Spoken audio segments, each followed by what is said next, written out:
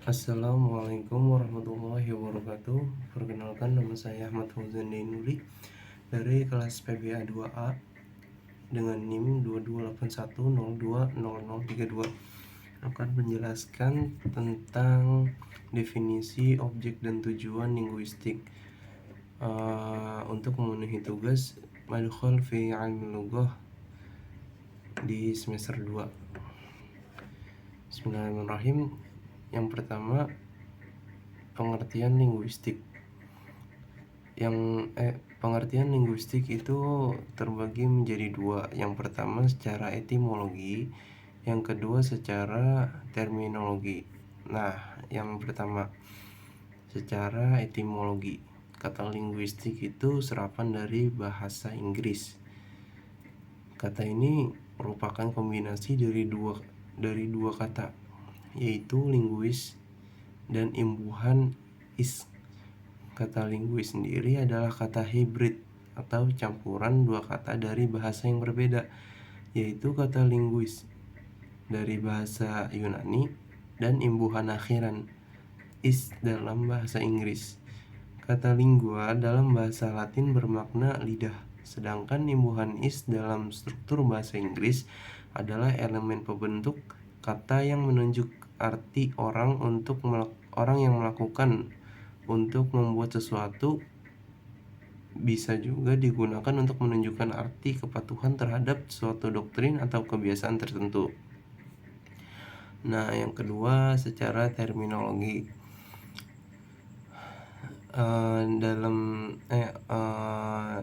Menurut definisi secara terminologi itu dapat dimaknai dengan dua macam. Yang pertama yaitu ilmu yang mengkaji bahasa manusia, yang kedua yaitu studi ilmiah tentang bahasa. Selanjutnya, objek kajian linguistik. Objek kajian linguistik adalah bahasa. Bahasa sebagai objek kajian linguistik adalah bahasa manusia, baik lisan maupun tulisan, yang mempunyai karakteristik khusus di mana tidak dapat disamakan dengan bahasa pada hewan atau alat komunikasi lain yang dihasilkan selain dari alat ucap manusia. Bahasa dalam lingkup ilmu linguistik juga dapat disamakan dengan bunyi-bunyi yang dihasilkan oleh benda, misalnya bunyi kentongan dan peluit. Bahasa hanya dimiliki oleh manusia, sedangkan hewan tidak memiliki bahasa. Hewan dalam berkomunikasi hanya menggunakan tanda-tanda melalui gerak-gerik, bau, dan bunyi atau suara tertentu. Bunyi-bunyi tersebut tidak mempunyai struktur dan dapat berubah. Beda halnya dengan sistem komunikasi manusia yang mempunyai kaidah-kaidah tertentu yang tersusun secara sistematis dan teratur. Hal ini juga merupakan salah satu yang membedakan bahasa dan sistem komunikasi hewan atau makhluk lainnya.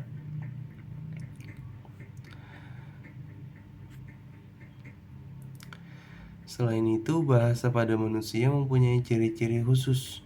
Di antaranya yang pertama, bahasa mempunyai bunyi-bunyi konsonan dan vokal auditif.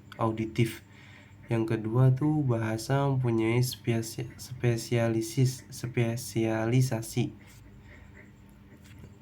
Nah, yang ketiga tuh bunyi-bunyi bahasa mempunyai makna dan mengacu pada objek tertentu. Yang keempat, bahasa dapat disegmentasikan ke dalam unit-unit satuan. Dari segi bunyi atau fonologi, terdapat pembagian fonetik dan fonemik. Dari segi pembentukan kata atau morfologi, terdapat morf dan morfem. Dan segmentasi lain yang dapat dijelaskan secara teoritis. Yang kelima, bahasa mempunyai rujukan tentang topik yang sedang dibicarakan. Yang keenam, bahasa dapat dipelajari karena bersifat sistematis, berkaidah, dan struktur. Yang ketujuh, bahasa dapat digunakan untuk menjelaskan bahasa. Artinya manusia dapat belajar bahasa menggunakan bahasa sebagai medium penyampaian penjelasan dalam pembelajaran. Nah, selanjutnya ada tujuan linguistik. Linguistik memiliki tujuan umum sebagai ilmu lain sebagaimana ilmu lainnya, yaitu membuat manusia lebih mengenal fitrah dirinya serta dapat meningkatkan kualitas kehidupannya melalui pengetahuan yang ia peroleh. Akan tetapi, secara khusus, linguistik berdasarkan objek ilmu memiliki tiga tujuan, yaitu teoritis, praktis, dan estetis. Yang pertama, tujuan teoritis. Linguistik secara teoritis bertujuan memperoleh pengalaman yang selengkapnya tentang gejala-gejala bahasa secara umum melalui proses observasi dan penalaran ilmiah yang dimaksudkan untuk mendeskripsikan dan mengklasifikasikan aturan atau kaidah sistem bahasa dan penggunaannya. Yang kedua yaitu tujuan praktis. Secara praktis, kebahasaan linguistik bertujuan membantu cara berkomunikasi yang baik menggunakan tuturan dan tulisan melalui pemilihan kata yang tepat berdasarkan konteks, budaya, psikologis, dan masyarakat serta karakter mitra bicara. Selain itu, linguistik bertujuan membantu dalam pelaksanaan tugas yang berkaitan dengan kebahasaan seperti menemukan kendala dalam solusi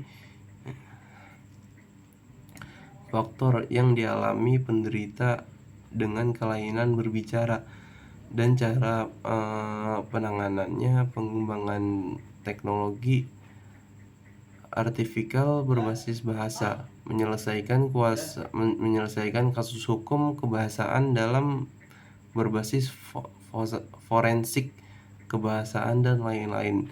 Yang ketiga adalah tujuan estetis. Linguistik bertujuan memahami keindahan bahasa dan penggunaannya dengan tujuan estetik. Bahasa dikemas dalam berbagai tertentu, lalu diungkapkan baik lisan maupun tulis. Teks-teks dengan orientasi estetika dapat dengan mudah ditemukan dalam puisi, novel, dan jenis karya sastra lainnya. Demikian materi yang disampaikan, kurang lebihnya mohon maaf. Wassalamualaikum warahmatullahi wabarakatuh.